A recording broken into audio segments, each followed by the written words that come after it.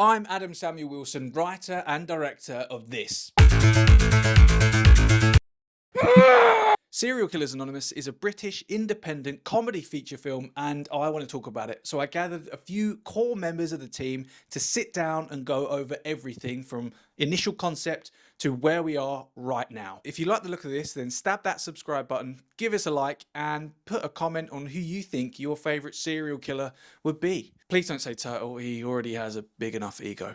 Then all you have to do is sit back and listen to the entire history of Serial Killers Anonymous. Today, in the Buddy Box cabin, we have 4 very special guests. We've got Scott Watley, producer and actor in Serial Killers Anonymous, who plays the infamous Turtle.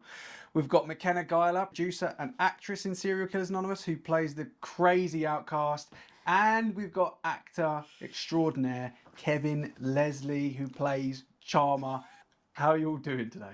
Pretty good, mate. Yeah. Nobody cares. Right, I thought you were going to say that. So, right at the top, what is Serial Killers Anonymous? The obvious is that it's a independent British comedy ensemble film that is just unreal. For the amount of money that we put into this, it's unbelievable. But what really is it? A very, very ambitious project.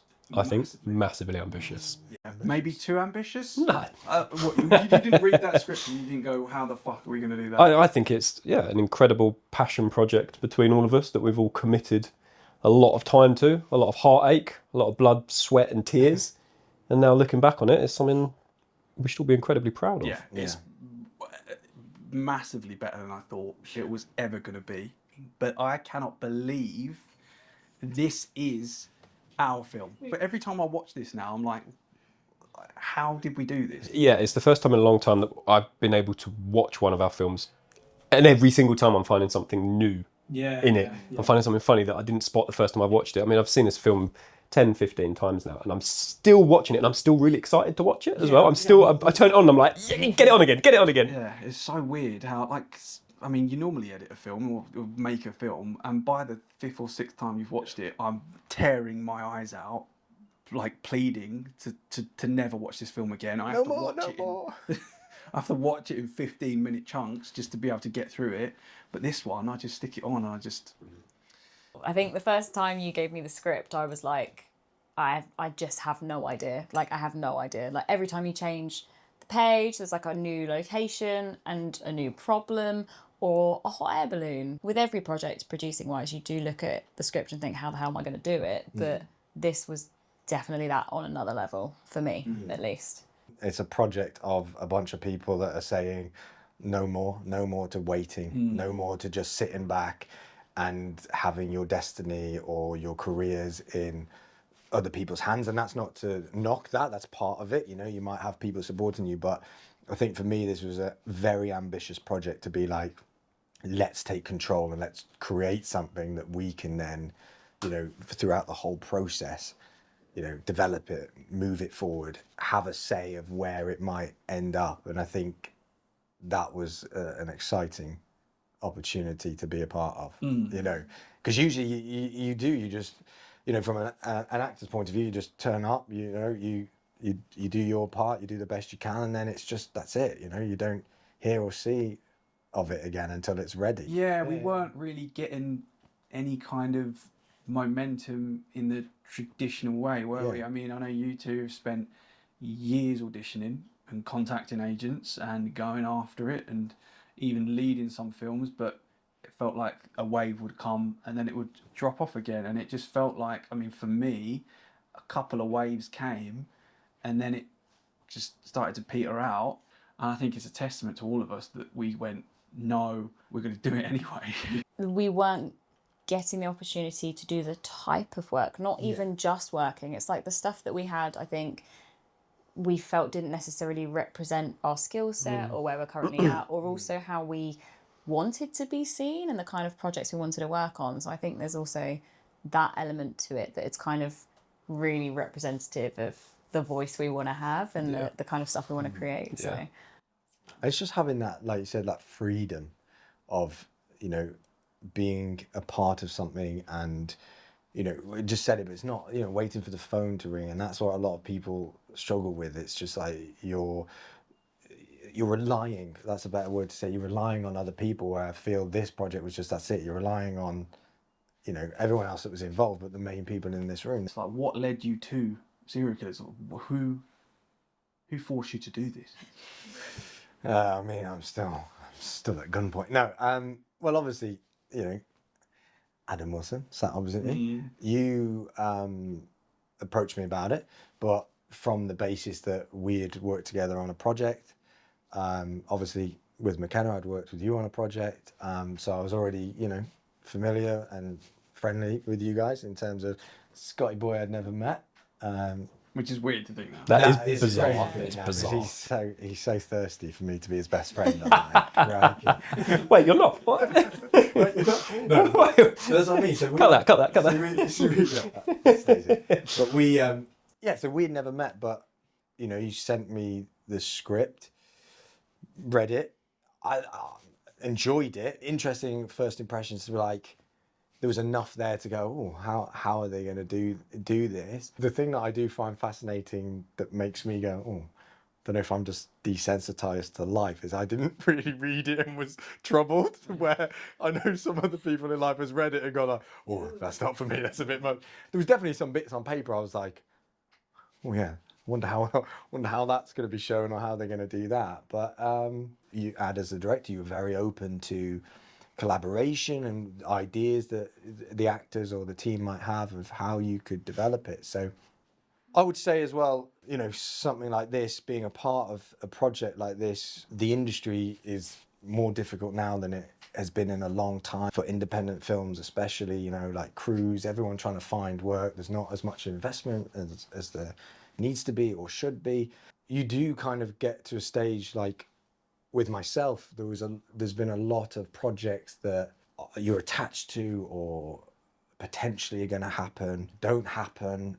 Sometimes like budgets just keep getting inflated, increased. To me, then the project just gets further and further away, you know, when you, so for a while for me, I was kind of looking for that. And I know we'd floated different conversations in this room, and I was looking for something that was like self-contained, you know, you talk about that, like, right, how do we just go out and like all come together with our skill set, make something? So yeah, from my career and where I was going, I was at that point of the appetite was really there, because like you said, the disappointment of being attached to so many projects. But when you've been on a bit of a run of like, oh, it's starting to feel like it's just, you know, is that it now? The doors are shut for me, etc.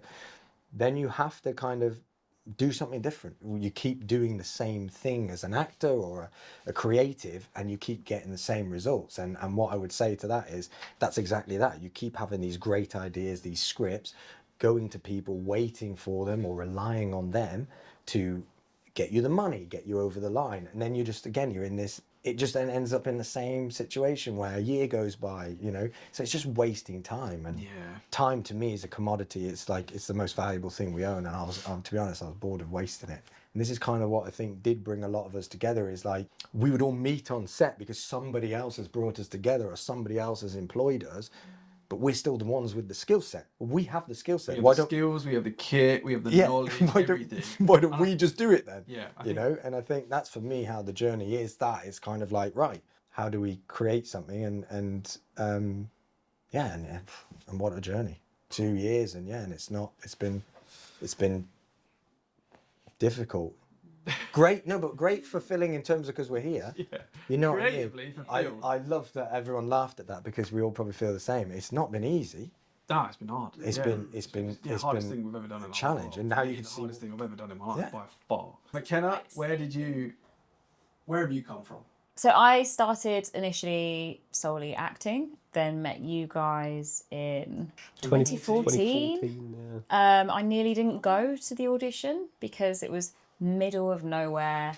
It was like not just outside of London, but like a really long train outside of London it was a really long train. And I was like, I have no idea where I'm going. They hadn't given me like many details. So I was like, it's a bit weird as well. Because, you know, as a like It's one of them they warn you about. Yeah, Not to go exactly. to. And it's like, you know, I was early 20s. They like, were right. this train. And They were right. weirdly, I had this audition the other side of London the same day that came in later. So I was like, right, I'm in London anyway. Like, I'll just go through and you know, go do this other audition. So I remember getting picked up from the station by Scott and like got into the car, and you know how you feel like nervous when you're like first meeting these people and you're like, okay, just ask about the project. So I was like, oh, you know, like, so tell me a bit about the project. And he was like, we'll talk about it when we get there.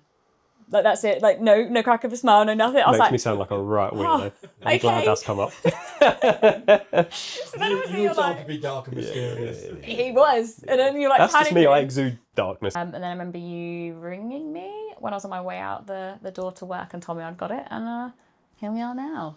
It's mental to think. Imagine if you hadn't have gone to that interview. I know, and I so How nearly did it. drastically different your life would be had you not come. Short film. Short film Hole out now on our YouTube. Go and watch it.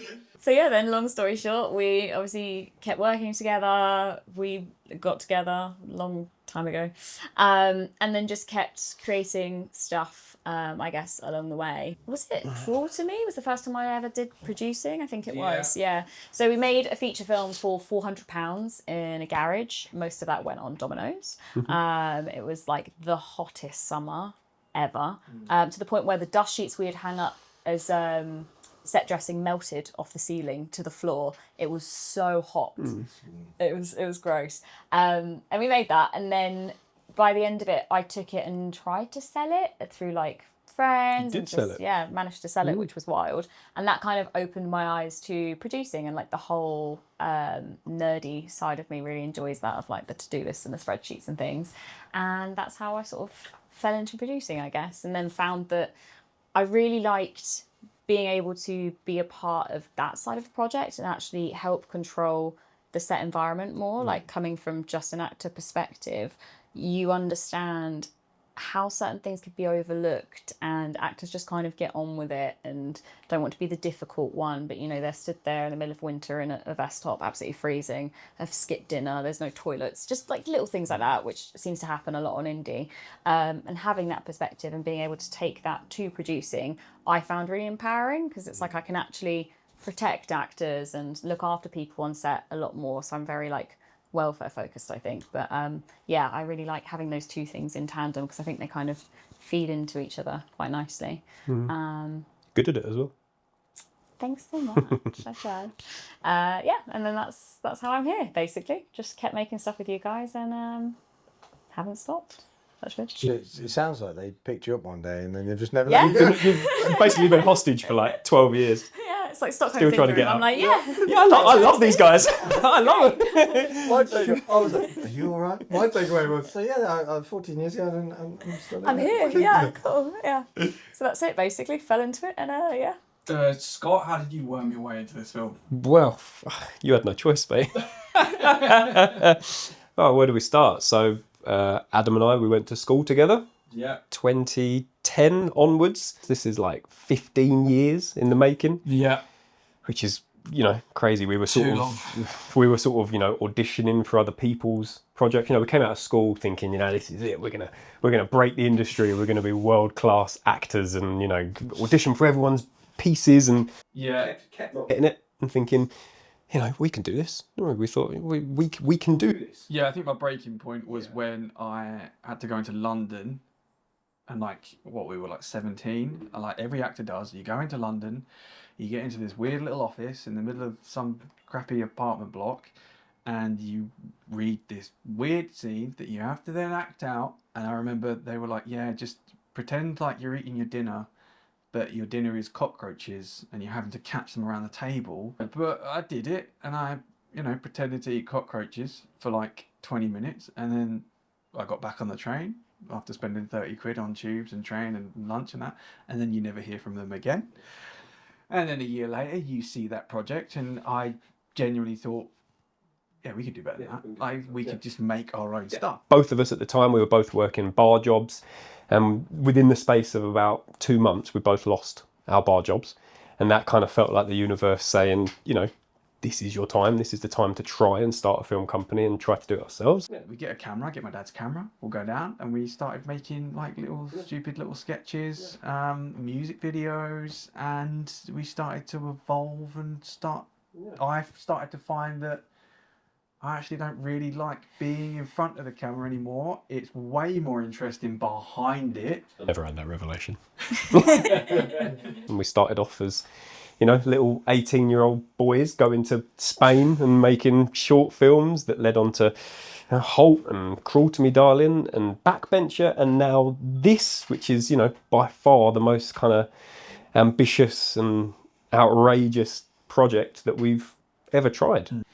Serial Killers is just right up my alley. It's for me, it's a film that we've made. It makes us laugh, and I think at the end of the day, that's all you can really do with comedy. Just make something that makes you roll on the floor laughing. A lot of the comedy as well, having known you a long time, is obviously I can feel it coming from the film. It feels like a culmination of like 15 years of Buddy Box Films humour crammed into an hour and 47 minutes. Yeah, I think we touched on it with Backbencher, didn't we? I felt like Buddy Box produced a film, Backbencher, out now on Amazon. But yeah, Serial Killers is just really feels like a culmination of the history of the film production. And I think because it was independently financed by us in this room, no one else, us in this room paid for everything, right? I don't think there's any other expense. Maybe your dad picked up some food. Thanks, Dave. Dave, Chief, top boy. But yeah, it was all completely funded by us and created by us, and I think it is probably the purest expression of Buddy Box there could ever possibly be. You know, I don't really want to make another film for this budget because it was so hard. But it's going back to those experiences of like, we wouldn't change having had them, but when you start out and you start getting these opportunities to work with these people, but they have final say on things, you realise initially you're like, okay, that's fine, like it's, you know, I'm also here, we've got the collaborative back and forth, but then as the project goes along and it changes what the project was or maybe the vision you had, it sounds like, oh, it's not too big of a deal, but when you're actually experiencing that firsthand and then that goes out and then you're like, but that's no longer representative of our skill set or the vision I had or the process or even the story, whatever that is. Having had that experience, I think then empowered us all to want to take this step to not have that and see what we're capable of. Can you imagine if there was someone above us with this film, how many moments in this film they would have gone, No, not for that. Cut that, cut this. So many controversial moments in this film that I think they would have gone, no, we're not having Yeah, the red tape. Because it's our name, it's our film, we can put what we want in it. We're the only ones that can get ruined by this film. Cancelled. I embrace it. Definitely segue into the original concept for Serial Killers, and I think we were all separately at the point where it was like, okay, I'm done waiting now. I mean, you can say, you know, it's up to you, it's up to yourself, but maybe my biggest sin was kind of waiting for someone else to bring me something I should have gone out and got myself. I am glad it kind of led us to this point of Serial Killers, creating something. We're going to throw everything at it. We're going to throw the kitchen sink at it. We are not going to let anyone get in the way of us doing what we want to do. And I'm incredibly proud of this film and what we've managed to create. But I think it all really started at a point where we were all ready to jump. And it was like, look, we're either going to fly or we're going to fail. And I definitely was at that point of do or die. It was scary, but I mean, looking back now, oh, what a choice we made! Like it's amazing. I think normally a film would only take a few months to make, right? So you'd be in that do or die situation for 3 months, but we've been doing this for 2 years. Yeah. We've been living at such a high frequency for like 2 years, do or die, just like. But it all Survival started mode's a good with the original concept. We had just finished Backbencher, and we were looking for the new thing we wanted to do, right? And Kevin wasn't on board at this point. It was me, Scott, McKenna, Dan Earlham and Dave Monk, and we were like, look, we want to make another comedy. We really enjoyed making Backbencher, and we thought the product for the time we spent on it, I think we spent 7-8 days filming it and $5,000 on it. Insane. The film that we got was so good, I definitely thought okay, let's try and make a series. That's what I wanted to do. And originally, the concept of Serial Killers Anonymous was a series. It was going to be a 6-part, 20-minute episode. And like mockumentary as well. Think of, imagine now doing the scenes we've just done, but then constantly looking at the camera every time you say a couple of lines. Yeah, I mean, we really enjoyed it on Backbencher, and I think at that stage we just wanted to sort of carry that vibe on and make something a little bit more out there, a little bit more outrageous. So, I mean, I started to come up with a bunch of characters, and then we got together in the room and we started to flesh out some episodes, right? And we went away. Scott took one, McKenna took one. 6 episodes. We went out and we created 6 episodes that we were then going to take to production companies and studios and the BBC, ITV to try and pitch. And we did it. We made 6 episodes, and the 6 episodes were funny. They were good. Like, the characters are already there. They're already on the page, and you could kind of see it moving. And we sent out the emails to all these production companies and all these big studios, and they said no. They were like, no. Idiots. Absolutely. Idiots. Yeah. Not done this What? way. What? Yeah. What do you think you're doing? How dare you talk to us? How dare you pitch us something like this? We got we sent it out to what, 40, 50 companies? And I think we got 5, 6 responses back. Either please don't send me anything else, or no, this. Or I think we got one that was like, no, this is not funny. There's only one joke in it. Yeah, there's only one joke to be made, and we were sat there like, oh my god, we've just spent 3-4 months creating pitch decks. That's where the logo came from. Posters, the scripts themselves. Like, we spent a lot of time creating this package, and they all immediately were like, no. And we were at that point again where we were waiting for someone to come along and say, oh yeah, this is fantastic. Here's a bunch of money. Go and make it. And it, again, obviously never happened, right? It never worked out. And I think at that point we had 3 choices. I think for me, it was we scrap it and start again on something else, because obviously, like, the market doesn't want it, the studios don't want it, and we've got it wrong. The second choice was to go out and film the series, but we understand the series is so much bigger than the feature film.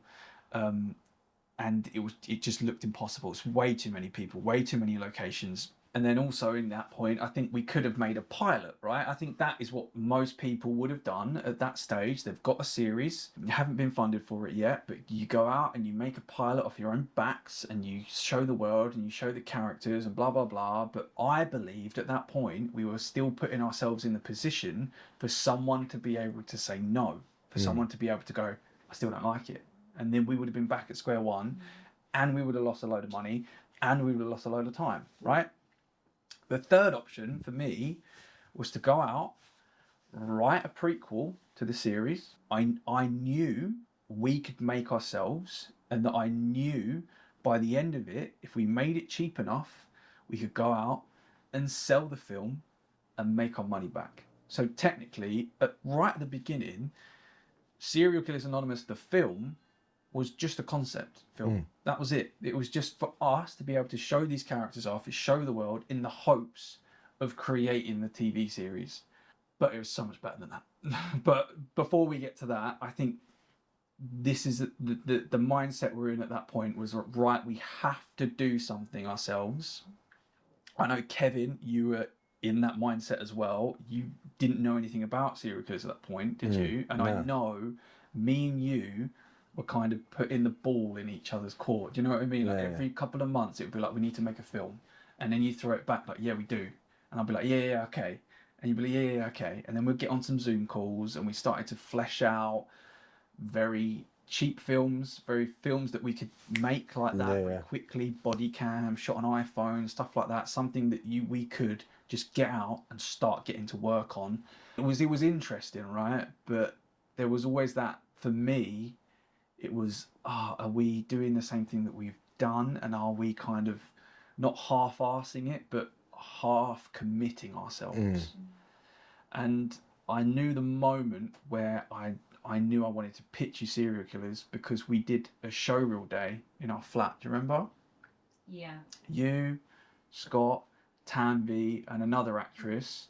And I remember we shot, and we shot like one day, and at the end of it, we had like 5 scenes, and you put it all on the timeline. And it was 20 minutes, and I remember looking at it like, oh, we're actually good. Like, you know, it looks good, it sounds good, it's acted really well. We're not these little kids on camera anymore. We look like we could actually go out and make a film again, and it wasn't like the previous films that we've made where we do look a little bit young and a little bit naive. And I think it was at that point I asked you and I said, look, I'm thinking of making this film, but this time we fucking go for it.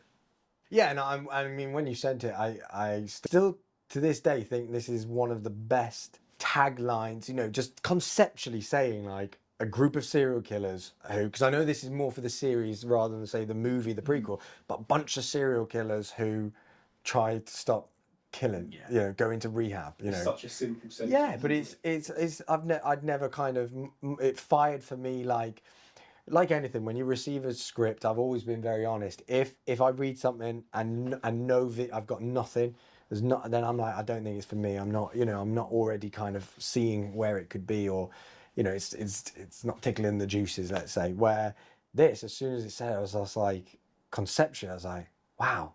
So I've not seen that, like a comedy, you know, a comedy about killers. Okay, how are you going to do that? And then, but hang on, they want to be rehabilitated. They don't want to kill. They're trying not to kill. You know what I mean? And in terms of from a concept point of view, I thought that's really, that could open doors. Like that could start a conversation. That's why it's interesting for me to hear that you'd already sent some like pilot scripts and everyone was like, no. And I'm like, to not even engage with that, you know, to not even kind of go, so yeah, okay, I'll hear a little bit about that, like a 10-minute, 15-minute call or something, just to go, so tell me this, you want to do what? It's interesting because having had the conversations I've had now with people, I can see where we almost sold the idea short. And it's someone compared it to Sweet Pea and Dexter.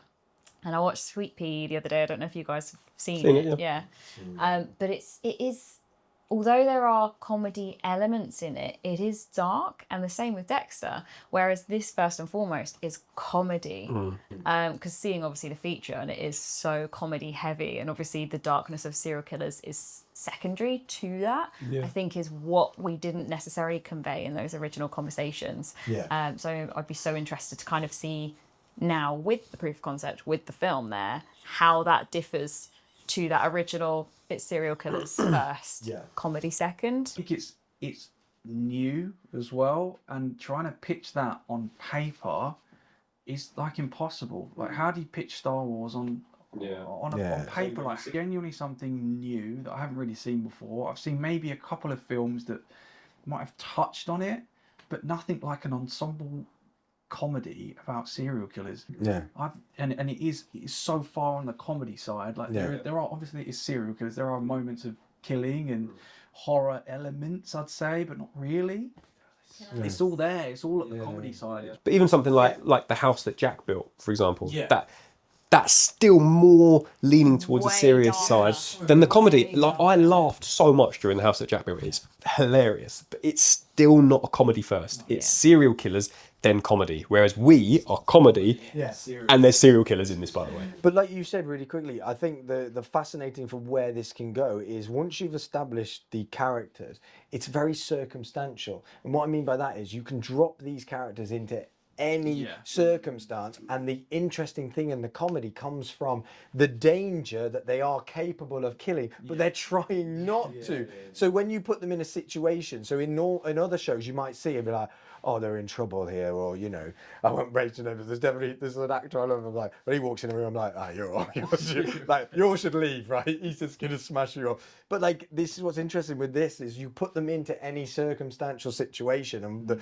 the comedy and the difficulty is you almost, as then the audience going, oh my god, how are you not? How are you not? It's like they're, you know, you could be there on a platter and they still go. So it's almost like, for me, in a weird way, not to cross pollinate, but you know, like the lust and vampires and like the thirst and like going for the blood, and then not. So like imagine a vampire being in rehab and going, I'm just not going to drink, and then someone's just bleeding out and they're like, I'm not, I said I wasn't, I'm not gonna, and you know, so that's what I think for these characters is phenomenal. You can just, and that's it's like believable as well. Yeah. Like, you can see these characters in any situation, because society's constraints just does not apply to these absolute weird narcissists. That, like, this is what I love about writing about these characters, is that they are so focused on themselves and their own goals. It is like a dog with a stake in front of it. The world has disappeared. All they want is that thing, and that is the best thing about it, because I don't have to care about your backstory. Do you know what I mean? I don't really have to care about anything that you've done before, as long as they're like lasered in on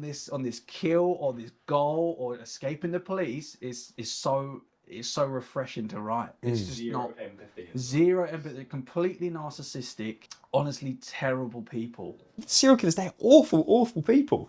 Yet you're going to find them like rooting for us towards the end of the film. I can guarantee it. They're going to want us to succeed, and hopefully when the film finishes, they're going to be like, "Oh, I cheered them on.